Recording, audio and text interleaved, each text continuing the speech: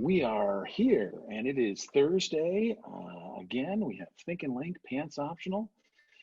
We have a wonderful pairing of guests for you today that you're going to thoroughly enjoy. There will probably be some laughing, maybe even some crying, and certainly some insights coming out of today's session. This is going to be fun. We are here in Minneapolis, and a word for our sponsor, of course. We got to not forget to mention our one and only and most generous sponsor, Capsule.us, which Thomas has nicely posted up there. Capsule has had an amazing week this week as we have launched a new chocolate. It's called Verse Chocolate. Kelly has put in so much time. Should be a round of applause. We're not going to sing because last time we sang on Think and Link, it hurt people's ears. But I mean, we should definitely spend some accolades. And there it is. Verse Chocolate shows up there in the link.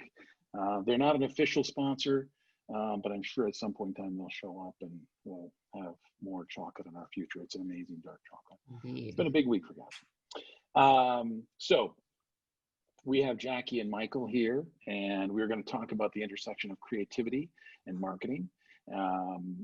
As far as a firm, one of the things we've talked about from the beginning is creativity is not the domain of a department. It's everybody's responsibility and everybody's gift of creativity. Domain of expertise is something, but which is design and writing and research and strategy and all kinds of other things. So this is a wonderful thing to have an author that talks about inspiring creativity in everyone, paired up with a marketer and an entrepreneur that exhibits that creativity in what she does every day. Hence, this pair came together in a nice way. So my co-host will ask the first question, but before we get into that, I want to have each of them introduce themselves and give a little bit of a background, not too long, but enough so people can get some perspective on each of you. So Jackie, do you want to start us off with some background? Yes, I love going first because then I can be short and sweet and I don't have anything to compare to. And then Michael can give his full background. So right. I'm Jackie Hermes, the CEO of Accelity, which is a marketing agency that works with B2B software startups and scale-ups, really sometimes even pre-revenue up to about $30 million. We're located in Milwaukee. This is my second company. My first company was a vegan cookie company, which sometimes I honestly forget that even happened. It was an interesting ride, and the food business is totally different than services. I'm also co-founder of Women's Entrepreneurship Week, which is typically a live 1 week celebration of female entrepreneurs and professionals in Milwaukee, which we have now taken virtual, and that is happening November 17th through 20th. That's it. Excellent. Love it. Michael. Yeah, that's awesome. Hi, everybody. I'm Michael Fanuele, and I grew up on Long Island, New York, and after college worked in politics because I thought that was a noble pursuit, but quickly learned it wasn't, and so spent my time toiling in ad agencies around the universe, which was a ton of fun. Maybe most so when it took me out to Minneapolis, where I got to work at Fallon for many years and meet so many of the people I now see on this call, like Maggie and Brendan and my friends from Minneapolis who I miss dearly.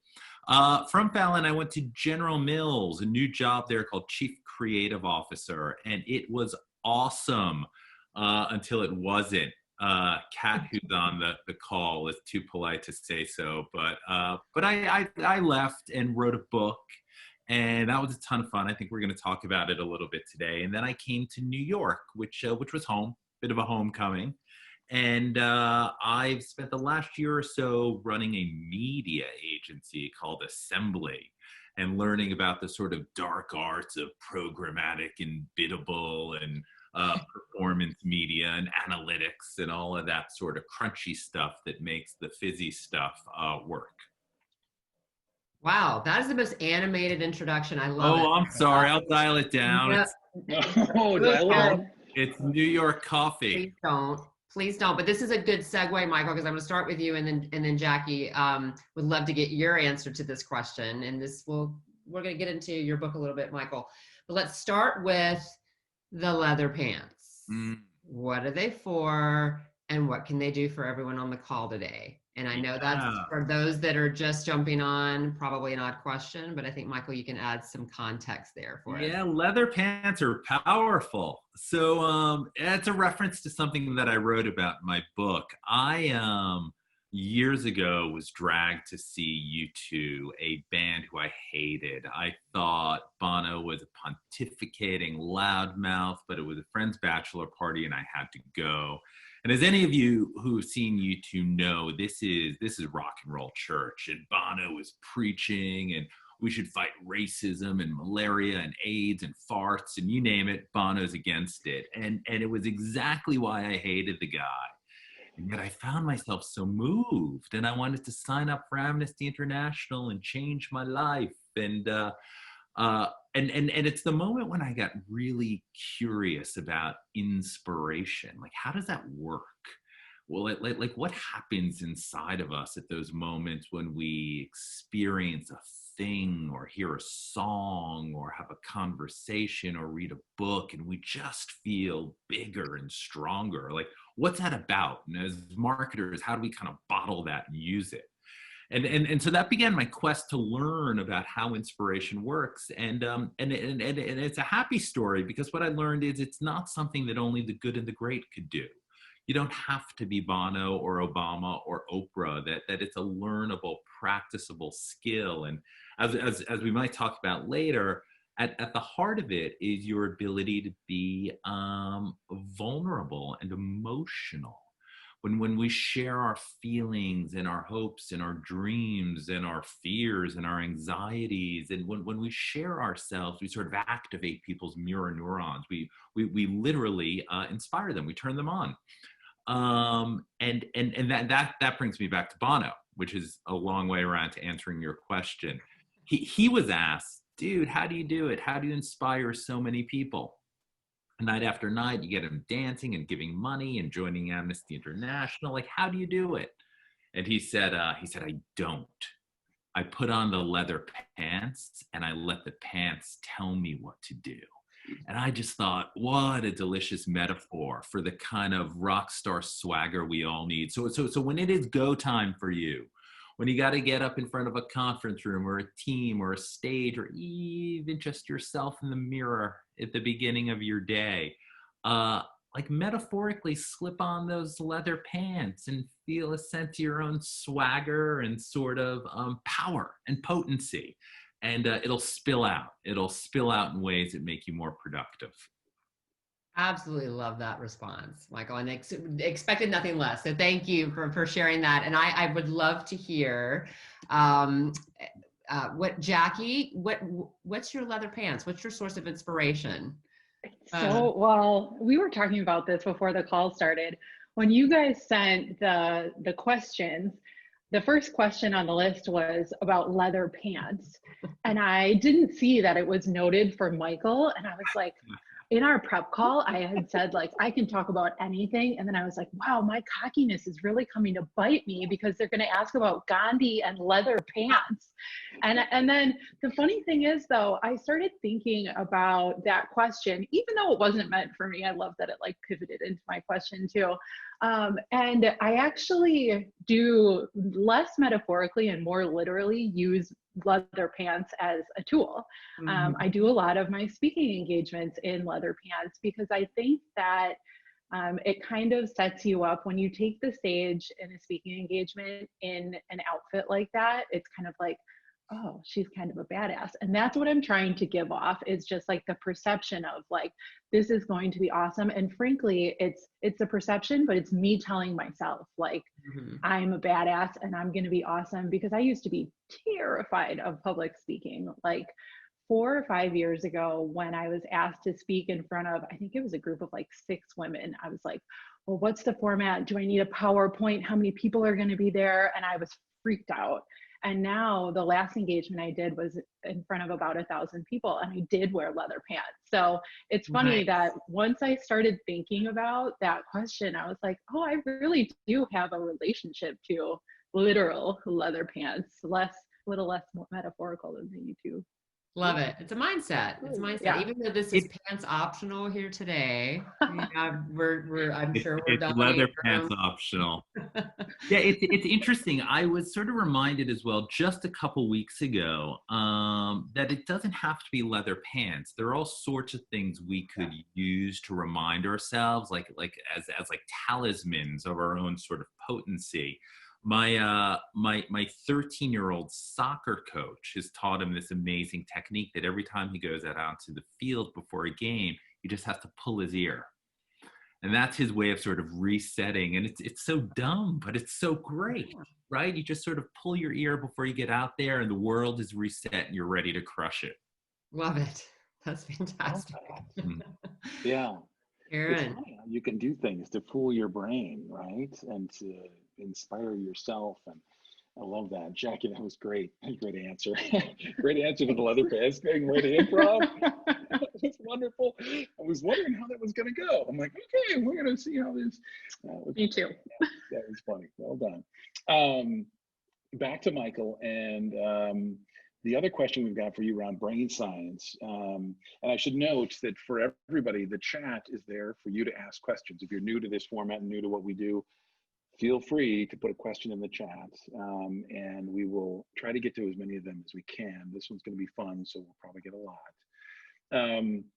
We like to talk about brain science here at Capsule. There's a lot of conversations about that. So you have written about Gandhi neurons and how you fill the room with feeling, which set me about on a very curious journey. And I wanted to ask you to talk about that. And how do you bring feeling into a room? What does that look like? How does that happen? That's very interesting to me. Yeah, it's a good question. And I'll start by saying I am completely unqualified to practice science. But I learned a lot over the last few years. So, I think it starts with the need to be emotional. So we've all read the books, right? We know that we blink and that we're nudged, and we know about Daniel Kahneman and System 1 thinking, and we know that as much as we wish we were reasonable, rational creatures, we are odd, emotional ducks. And our decision making, for better or for worse, is often driven by feeling. And so if you want to get the most out of people, if you want to inspire people, you've got to learn how to arouse their emotions. And as I was saying, as you were saying, that works through this mechanism called mirror neurons. They're the neurons in our brain that would always help us learn by replicating what we see. But scientists have recently, in the last 5 or 6 years, discovered that they're the neurons that help us share one another's feelings. So when you see someone sad, you feel sad. When you see someone angry, you feel tension. And that's the sort of pathway for inspiring people. You express an emotion, you express a feeling, it stimulates people's mirror neurons. If those emotions are intense enough or dramatic enough, they feel it and they respond in kind. The cool thing I learned, though, is that of all the emotions to express, the one that's probably most effective at getting people charged up and inspired is passion. When you express your passion for something you want or something you desire, a vision you have, a goal that's meaningful to you, you make yourself vulnerable because it's a subjective opinion. My passion is for, I don't know, making gluten-free cupcakes. That's a stupid thing, but it's my thing. I love gluten-free cupcakes, right? But when you express your passion, you make yourself vulnerable, and people are sort of inclined when somebody's vulnerable in front of them to lean in. As marketers, obviously, we all worship at the church of Nike. Remember, Nike has built this multi-billion-dollar global juggernaut by never once giving you a reason to believe anything, by never making a case for why their stuff is better than anybody else's case. They just express their passion for LeBron and Steph and athletes and Messi and sports. And your brain does the math. Your brain goes, well, if they're passionate about that, they're not going to make shit for those people. It's going to be good stuff. Mm-hmm. So expressing your passion for something genuinely changes the brain chemistry of your audience. Love that. Now, this is Jackie's improv moment. Like, how do you inspire your team? How do you infuse your passion for entrepreneurship and for your clients and for marketing into your team? Or if you want to answer that question more directly as to the Gandhi neurons, you can. But Ooh, more improv moments. Okay, I can come up with some. No, just kidding. I mean, I think part of that is in my LinkedIn presence and getting on video. It was getting over that fear of putting myself out there and getting vulnerable and talking about that journey. I'm like 2.5 years in now to getting on video and showing that I'm excited or passionate, or on the flip side, that something bad happened, or that I'm worried, or that we're trying to overcome a challenge, and just like showing that whole story, I think has been really helpful. And I think it's gained buy-in from my team too. For example, when all of the coronavirus, everything started happening, it was like March 13th when we shut down our office. Between March 13th and June, let's say, we lost about 40% of our business. And that's a big drop for a service company. That service companies historically have really small margins anyway, but just because we work with startups and companies that were scared, and they were kind of holding on more tightly to their money. And I think that a mix between, showing that I'm still really dedicated to the company and showing my team, we lost this business, we're going to get through this, we're keeping everyone on staff, let's fight together.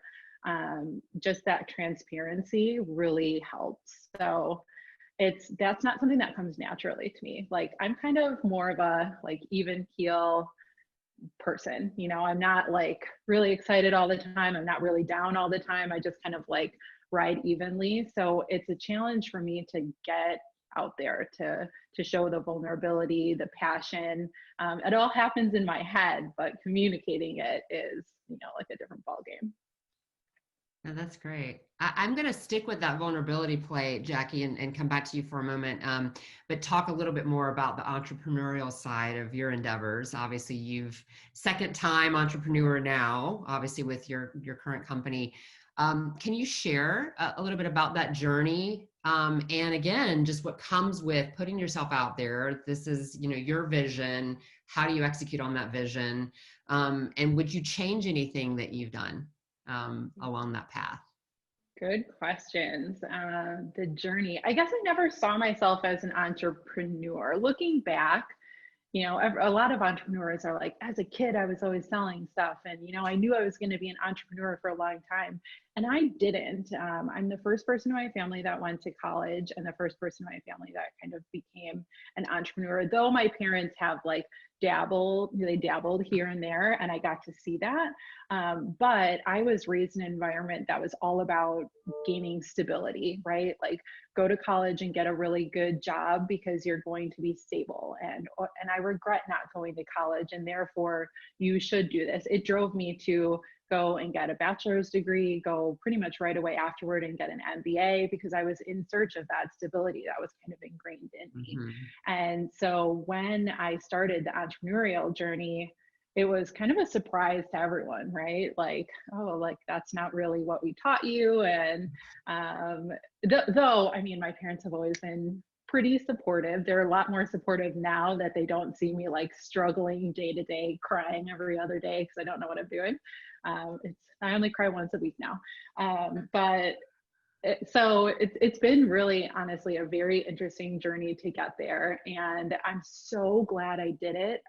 A lot of entrepreneurs say, I can't see myself ever working for anyone else again. I think I could do it, but I'm not sure that I will. So we'll see. And would I change anything?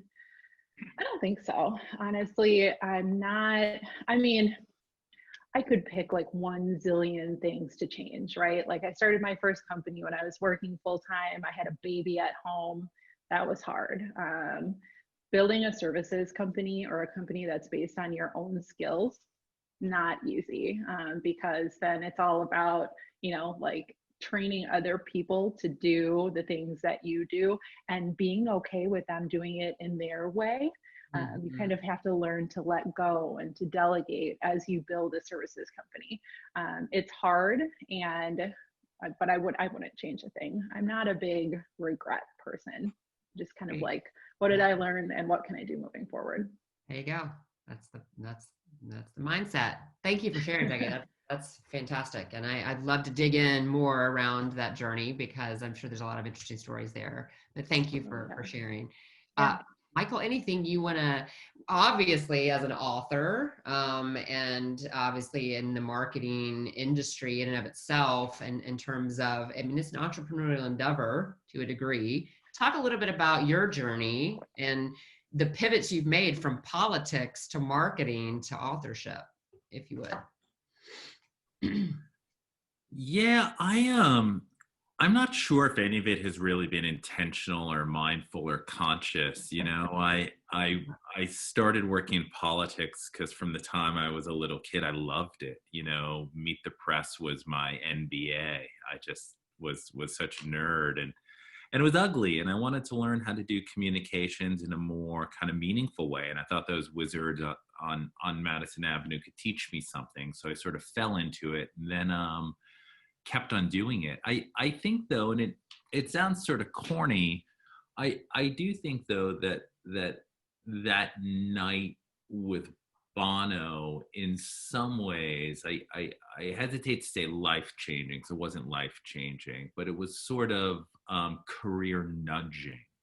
It was a moment when I really thought, geez, maybe I could use the thing I've got, which is an ability to do marketing, in a way that sort of does make things a little bit better in this universe we've got to steward. You know, if guitars could be a kind of instrument for social justice, maybe stupid commercials could be as well. Which honestly is why I was so excited to go to General Mills. I thought here was an opportunity to take a giant food company and help nudge it toward being a better food company.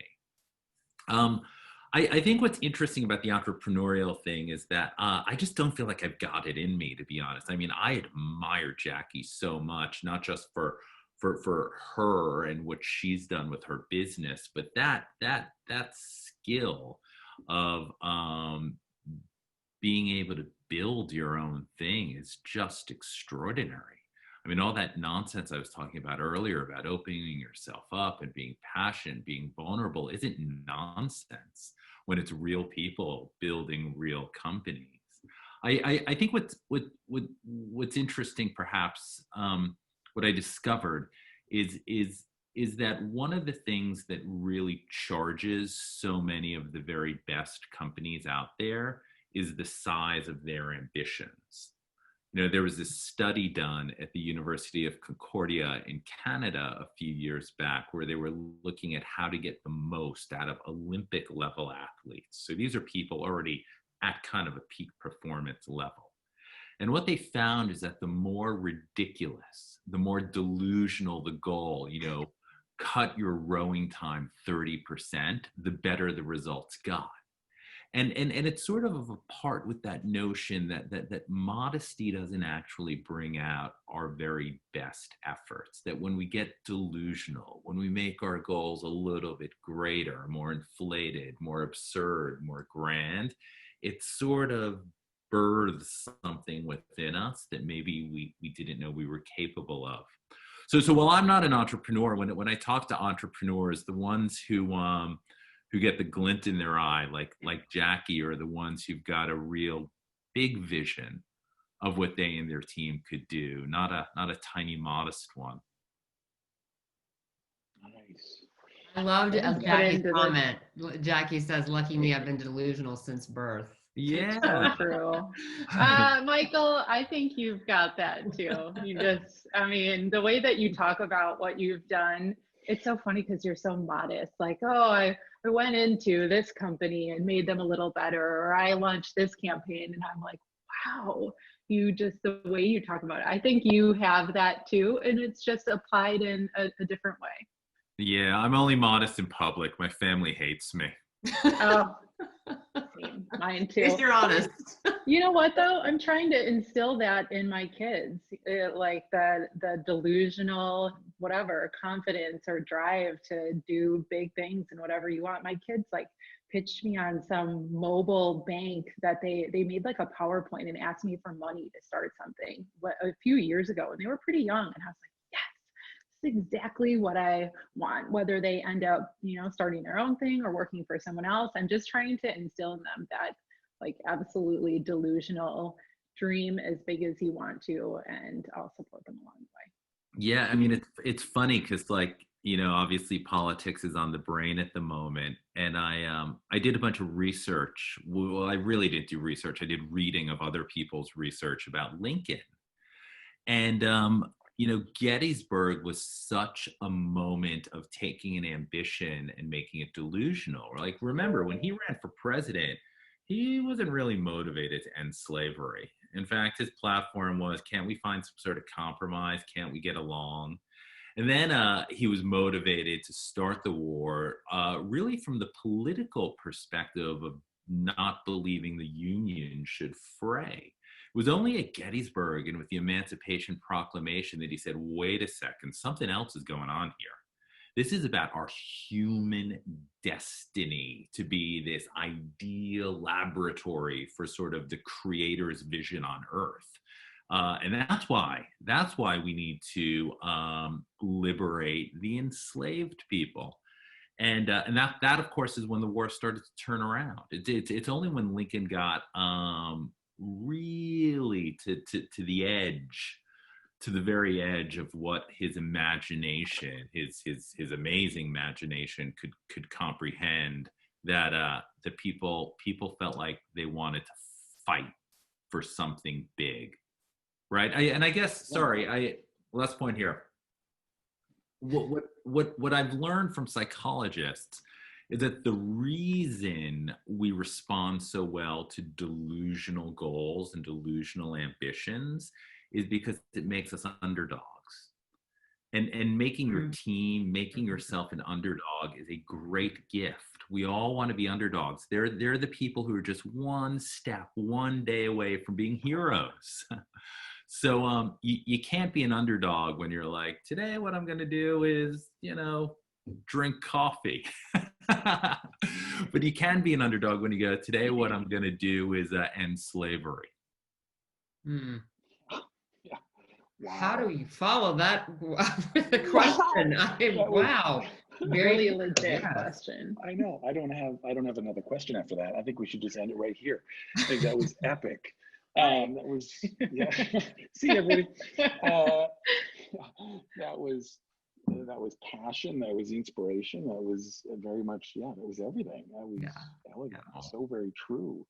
I mean, who inspires to be in middle management? Right? I mean, it's just not, I'm going to find a desk in a cube and somewhere and just be in middle management. It doesn't, it's fascinating. I wanted to ask the question that we put out there that you used around the breath of God. And I say that, and it's, I think I'm going down a road that we probably shouldn't. But I think it's a really interesting piece that I'd like you to talk about, because you've hinted at it a couple of times. What it means and why we should care about it, because it's a really fascinating thing to think about, and the measurement of that idea, or the study of that idea, I guess, the idea of inspiration. Yeah. So the etymological root of inspiration means to breathe in, to inspire, to breathe in, but it's used really for one of the first times at the very beginning of the King James Bible, when they talk about God breathing life into Adam and Eve. And that's what I think inspiration does. It brings things to life. Ideas, companies, religions, masterpieces, the feeling that you could crush whatever is in front of you.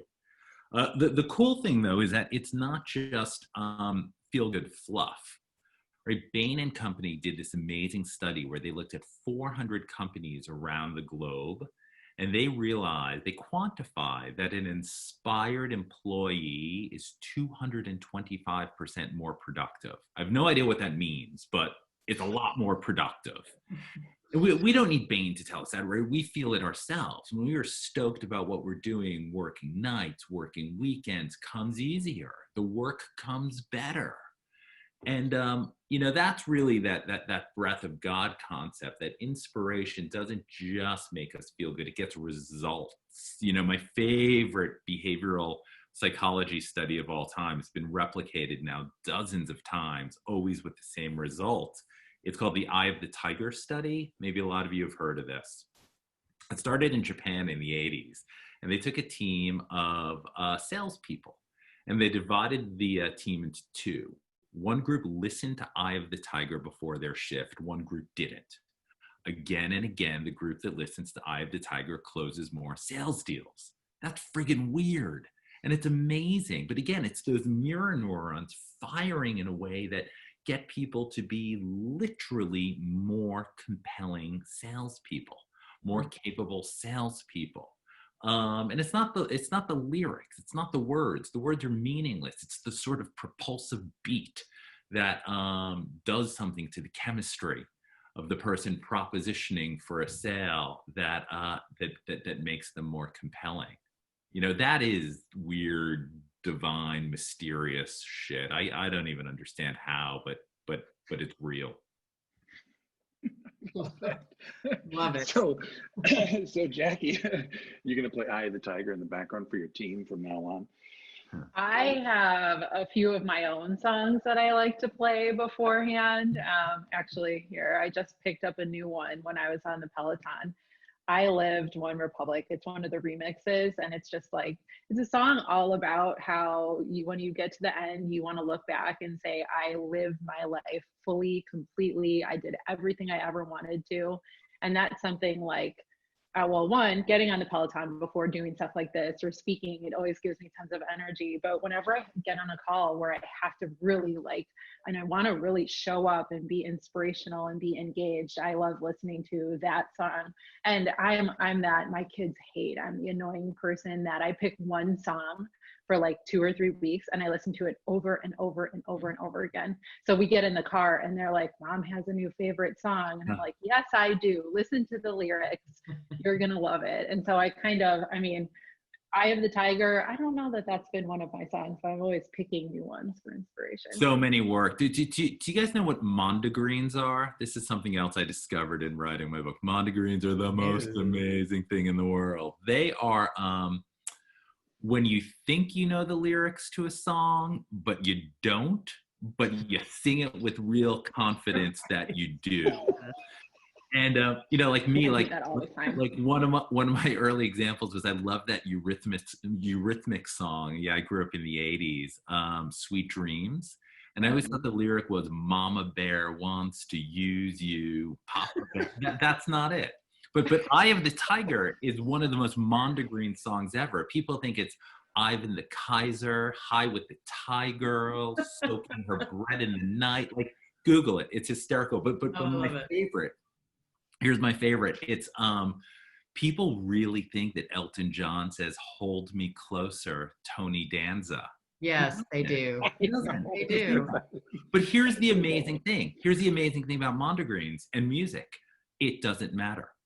Because most of the effect that music has on us is not top down, lyrical and literal. It works on our limbic system. The minor notes sound sad, punk rock sounds angry, Prince, we're in Minnesota, sounds like sex. It's the noise. It's the sound of it. You know, I Will Always Love You, right? So I grew up with the Whitney Houston version of that. And, that's a woman, that's a diva belting out her faith and adoration to a guy that she's leaving. I will always love you, I'm leaving, but don't you worry, I'm always going to be there. Until you hear the original Dolly Parton version, where she's breaking up with her manager because she thinks she could do so much better. And it's not passion, it's pity. She's like, if you need to believe that I'm always going to love you, you go ahead and believe it. But here's the thing. The words are exactly the same, but the songs could not be more different. Right. My favorite Miles Davis quote, he says, anybody can play music. The note is 20%. the attitude of the motherfucker playing it is 80%. Right? Like the words, it's the vibe. Sorry, that was a long, No, that's okay. Sorry. I'm learning so much. I know. It has totally changed my perspective of that song, by the way, Michael. Thank you, because I had no idea. Listen to the Dolly Parton version. It is so amazing. Yeah. No, that's great. This actually leads me to a question I'd love for both of you, because we're getting into a little bit about how, there's the thinking side of marketing. And I know Jackie obviously was SaaS, and how do you apply creativity to problem solving? Would love to hear from both of you because we have to balance the two, right? It's thinking, creativity. How do you both find that balance when it comes to marketing between the two mindsets? Who wants to take that first? Jackie. Yeah, it's interesting because I don't automatically think of myself as a creative. And when I step back and look, I'm like, oh, I am pretty creative. But now I went from, I was an art major when I went to college, and my dad was like, you're going to be poor, go for business. And I was like, okay. And then I changed. And I think that that like art and creativity piece has always been deeply ingrained in me, but now I've warped it into something else, like creativity in growing a business, creativity and solving problems and stuff like that. I think we talked about, I'm reading a book called Questions Are the Answer. Mm-hmm. And it's all about the way in which you ask questions. And it's funny because I put off reading this book after a business coach of mine told me like 9 months ago to get it. I got it. And then I just kept looking at it and I was like, what could be so revolutionary? Like, why do I need 300 pages to know that asking better questions is the answer to everything? Like, okay, I get it. And then I started reading it and I was like, wow, it's a really amazing book that talks about asking questions to creatively solve problems at a different level. Like a lot of us ask questions within structures. So I talk to my team about this all the time. A lot of times a client will have a problem or a challenge. We want to launch a product to a new industry or gain a new audience. And we have the tendency to look at what we've done or what we have already developed to say, what is the best fit? What do I know that I could apply to this?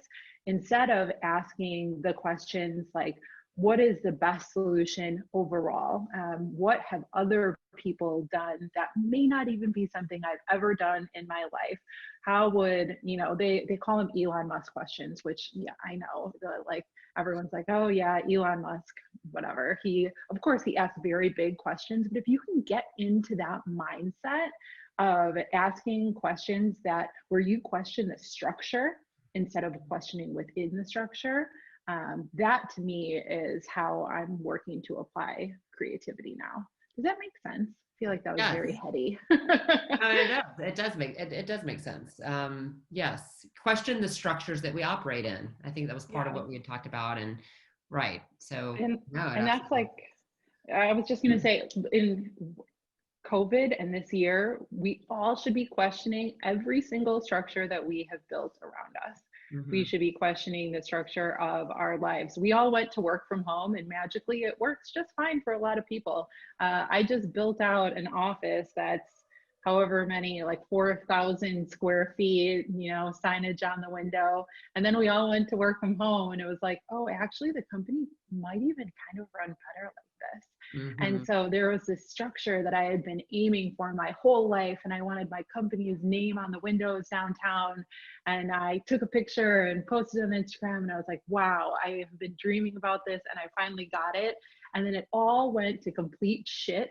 And it actually might be better this way. And I think that that's exactly what we should be doing with every single piece of our lives right now. Like school, my kids are all home 24/7 now. And it's kind of working. It's kind of not. Like I caught my teenager on Netflix a few times last week during school, which was not my favorite thing to deal with. But in other ways, it actually works a little bit better. So like, how can we question the structure of school, of education, of what we're teaching our kids? I don't know. I've been spending the last 7 months questioning everything. Why not? This is the time to do that. How are we optimizing our lives in this pandemic? So no, Thanks, Jackie. Love that. Michael. Yeah, no, similarly to Jackie, we signed a lease at the beginning of March on an entire floor of the World Trade Center of the Freedom Tower in New York because 2020 sucks. But well, we're going to go back. We're going to go back next year. Yeah, one of the hardest things that I learned in researching my book was the relationship between being rational and being emotional. Because we all, as good, decent, reasonable human beings, want to believe that there is some balance, right? We talk about that in marketing all the time. What are the functional benefits? What are the emotional benefits, But there was a study done that was like deeply profound. And the scientists at UCLA hooked up the brains of people watching their favorite sports teams. And those moments neurologically look a lot like moments of inspiration. It's all sort of amygdala stuff, and people are absorbed, and it's intense, and it's emotional. It's awesome. The thing that ruins it, like switch off, no balance, no dimmer, switch off, is play-by-play commentary, play-by-play analysis. As soon as your prefrontal cortex gets really engaged, your ability to feel is dampened. And again, this is so weird to wrap our heads around because we want to believe we could have these balances, but you simply neurologically cannot think hard and feel hard simultaneously, right? This is why we do have our best ideas when our brain stops thinking, when we're in the shower, when we're napping, when we're taking long walks. That's when the good stuff happens. Mm-hmm.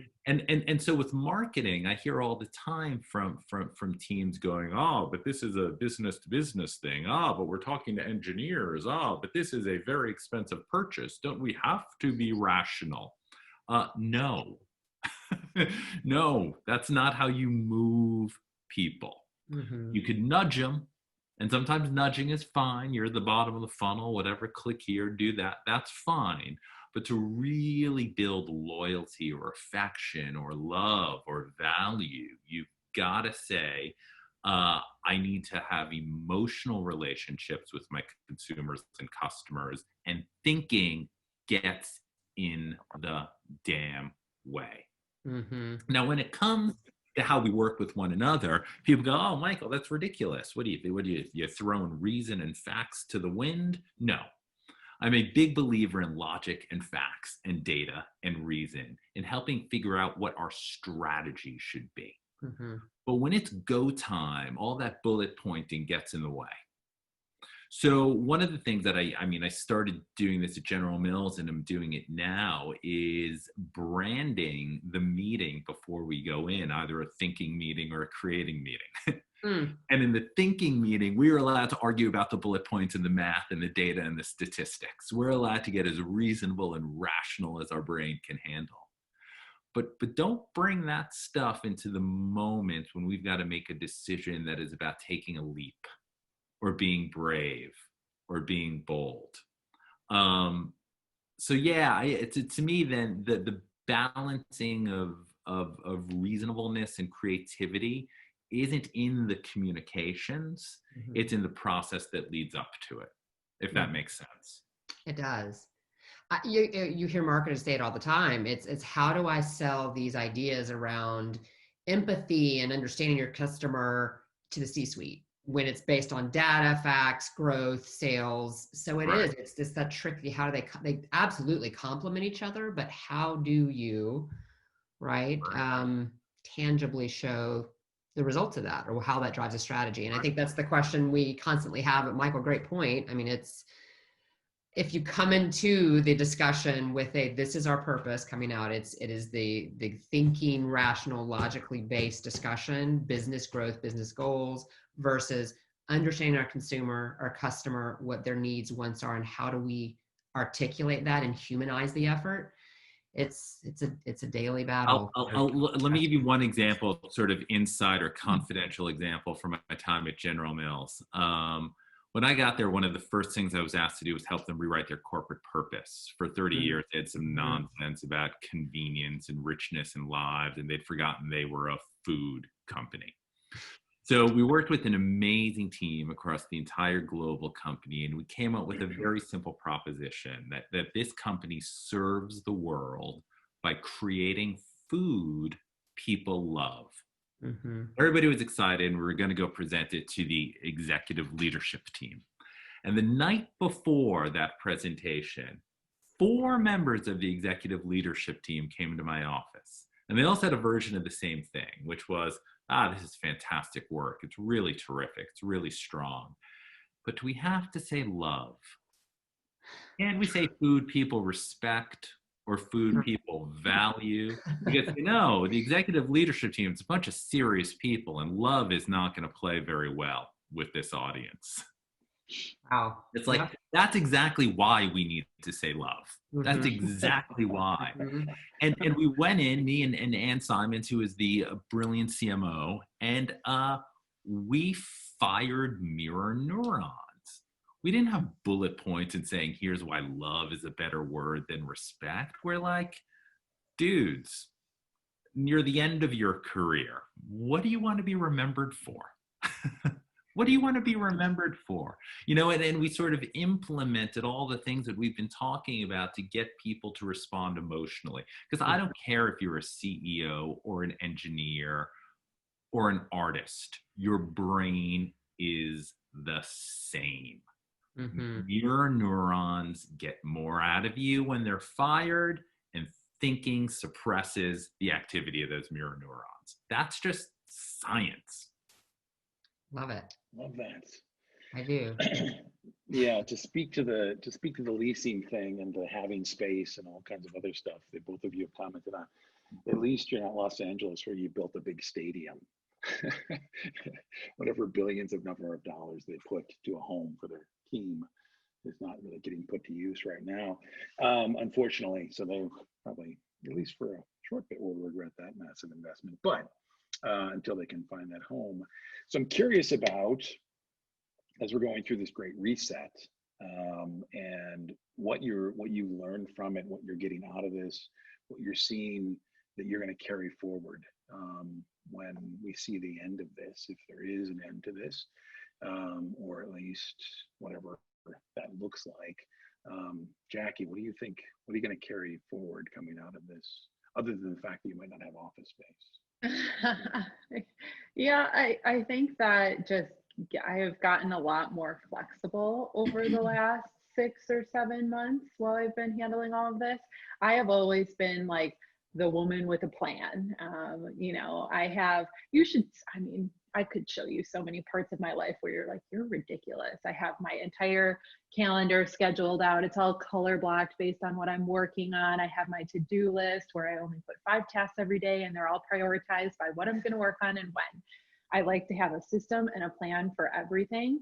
And all of my plans went to absolute shit in March. I mean, my plans to, work and grow the business and be in the office. And we were looking at acquisitions, which is something we're picking back up again. But clearly we weren't able to do that with the state that our company was in at that time. And it's just, I have had to learn by force, really, to be more flexible.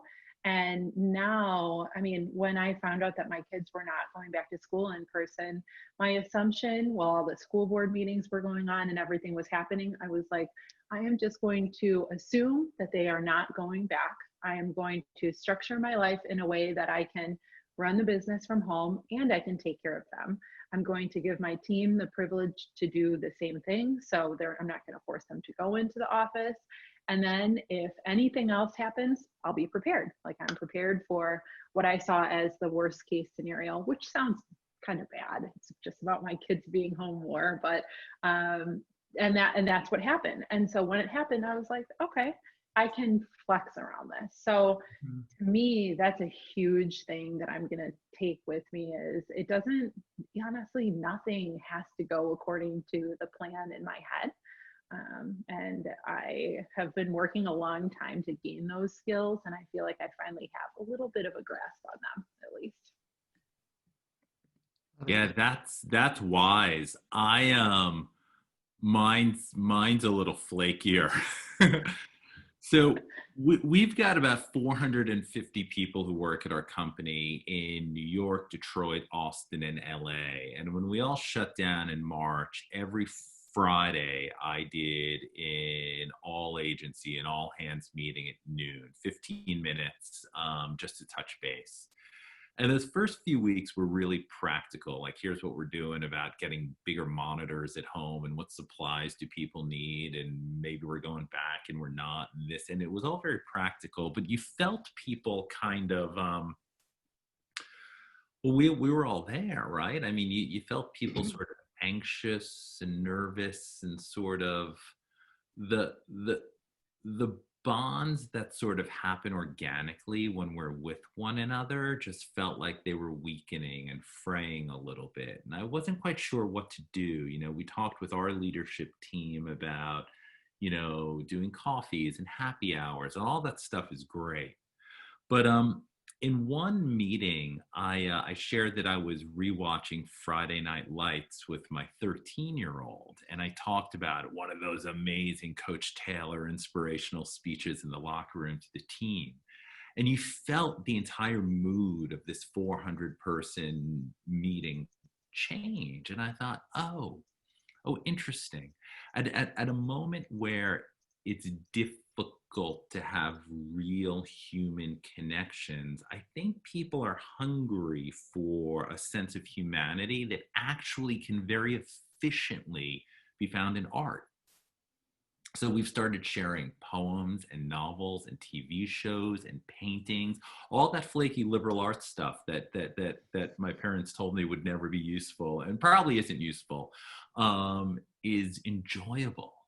You know, so for what I'm taking away from these last 6 months is that, you know, that there is a power to art, and there is a power to beauty, especially in the heart of the grinding machine of commerce that is shareable even in virtual reality, that's powerful. I know. I've gotten excited about all that flaky shit again. Yeah, that's great. That's great. Yeah, it is. Go ahead, yeah. Kelly. Go ahead, Aaron, please. No, my next one is around cliche phrases. So, unless you want to ask this one, Kelly. No, that's a good one. Let's get that one out there. Yeah. I've picked on this phrase in the past, so I've got an opinion about this, and it's overused. And I saw Jackie pick on it as well in a video in one of her many posts that she's done. They're fantastic. This phrase, thinking outside the box. Once someone says it, you're automatically, I literally shut down. I mean, I get into a place. I've had actually people that have read the column that I wrote about it and send it back at me as a technique just to see what I would do when they say thinking outside the box, because it is so cliche that it's inside the box. And it's a horrible phrase, and I implore everyone to never use that phrase ever again. And it's never come up here in this conversation, which I love, because there's so many better ways to look at these things. Anyway, so what other phrases do you think need to be removed, or need to stop, to not come up again, please, or at least more rare for sure? Jackie, I know you've got a list of these, so. Oh yeah. You know, I have a list, and then I find myself using them, and then I'm like, bad, don't do that.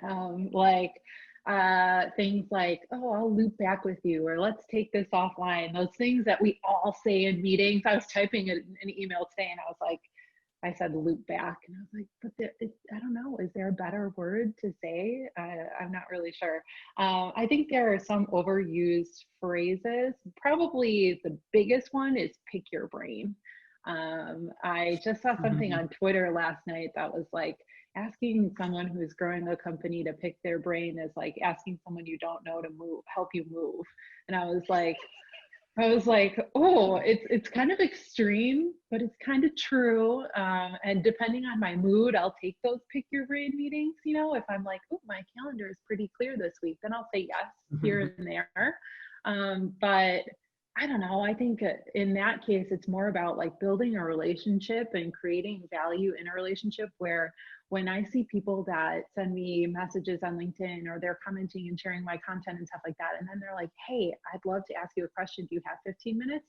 Then I'm more than happy to do it, versus, the people who randomly just hit you up like, hey, I don't know you, but can I pick your brain? And I'm like, no thanks. Yeah. That sounds bad. But anyway, pick your brain is probably my biggest phrase. Yeah. I don't like picking brains. My biggest pet peeve is when people use ask as a noun. Like, what's the ask? You mean what's the request? The ask? Ask is a verb. I gotta do that. But I know it seems like I'm passionate about a lot. I am passionate about nothing more than this issue of how we use language to make each other move. And I believe leaders have an obligation to craft their language to help make the people around them better. And when we are lazy with our language, we abdicate that responsibility. I'll give you another Lincoln example. He started the Gettysburg Address, obviously, by saying 7 years ago. And I thought that's how people always spoke in the 1860s. I'm 5 years old. They didn't. They didn't. Lincoln was referencing a verse from the book of Psalms that hadn't been used for centuries. I know this is weird to believe, but it's almost as odd as if Donald Trump began a speech by saying 7 years ago. But that was the point. Lincoln was showing up at Gettysburg and dropping a weird ass phrase to say what's about to happen is unusual, is extraordinary, is different, is sacred. And we see it in marketing. I mean, quick example, I was so proud when I was at Fallon and we're working on Arby's. I wrote this brief for this brilliant strategy. We have the meat. We're not just about roast beef, we're about all the meat. We have the meat. And I presented it to our creative director, and he said, this is the worst idea I've ever seen in my life. And he added an S at the end. We have the meats. He goes, now it's great. And he was right. He took it from a dumb menu claim and turned it into a freaking lyric. The meats? I don't know if the meat, it's like a condition or something. But we have an obligation as leaders to be extremely vigilant about our language and to shape it and to craft it and to nurture it to make it more odd and artful and powerful. And meaningful for words. Yeah. Yes. Yeah. Yes. Thank you both. I would be remiss if I didn't ask this. We've been asking this of our speakers, and I know we're running out of time here, and I'm putting you both on the spot and asking this, but favorite book or TV series that you're reading, watching right now that has inspired you that you can share with our team here today, or our audience here today? Jackie, you're allowed to say my book. That's okay. Okay. Well, Available on Amazon. It's no. I read a lot of business books, but I'm going to go with a TV show that is not really business related, but I just finished Schitt's Creek. And that I hated the first season. I was like, these characters are so weird and I don't really understand what's going on, but I stuck with it. And then I don't know how many people on the line have watched it, but I watched the documentary at the end, the 45-minute how they made the show and how they made the last season. And it really just brought to light so much. Like, I see someone asking about diversity, inclusion, and equity in the chat, and it made me understand so much about what that show did for the LGBTQ community, and for just normalizing being gay, and not talking about it in the show as an issue that the characters had to overcome, but it was just normal and accepted, and that was so cool. I think I spent the entire 45 minutes watching that part just sobbing, and I was like, wow, this is honestly one of the greatest shows I have seen, and now I have to go back and watch it all again, you know, and really understand like the smart humor and the statements that they're making, but without making a statement. And I think that's really cool. So that one, that in the last week, that's really just given me new perspective. Great show. Yes. That is awesome. Yeah. Yeah. I actually hate reading nonfiction because I always feel like my reading time is like an opportunity to escape to something, and I don't want to read like Simon Sinek. I assure you, Simon Sinek is not somewhere going, I don't want to read Michael Fanuele. He's not saying that at all. Or maybe he is. No, he's not. He's not. Just kidding. I just read a memoir that really sort of ripped me open a bit. It's called Heavy by Kies Laymon, Kieselaymon, I think. Heavy. And it was one of the books that was recommended in a lot of the conversations in the wake of George Floyd and being anti-racist and reckoning with our sort of racial troubles. But it is a amazing story about a young Black guy growing up in Mississippi who is struggling not just with his race, but his relationship with his mom, his weight, his body identity. It is gripping, and it's like it's a quick 200 pages. I mean, you'll course through it, and you'll be kind of riveted by it. Or I think you will. I was. But yeah,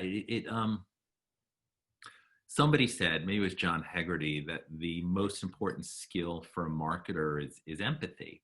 Mm-hmm. And the only way you develop empathy is by stretching your imagination, making it as elastic as possible. Like, how else am I supposed to imagine what the hell it's like to be an overweight Black guy growing up in Mississippi? I never will. But the exercise of sort of reading and stretching my brain, man, you know, it was thrilling. That's great. No, thank you for sharing that. Yes. I hope everyone jotted that down. I've heard of that book, actually, Michael. But yes, thank you. It's a good way to end a very inspiring and insightful and entertaining session. Aaron, closing words. Yes. Thank you guys. It was wonderful. This was absolutely amazing. Thank you for making another Thursday Think and Link Pants Optional incredibly colorful, and the fact that we went from leather pants to heavy as a book, that was a wonderful line. Amazing to get there. And thank you to our guests for attending and for your inspiration and for your thoughts. And to our audience, if you want to sign up for this in the future, it's just capsule.us, and make sure you're on the list every other Thursday now. And we've got one around healthcare coming up, and then probably chocolate after that. We will see. They're coming up at a good pace. So thank you, everyone. Enjoy the rest of your Thursday and your weekend. And again, Jackie, Michael, thank you. This was great. Really appreciate you guys. This is amazing. Thank you. See everyone. Take care. Everyone.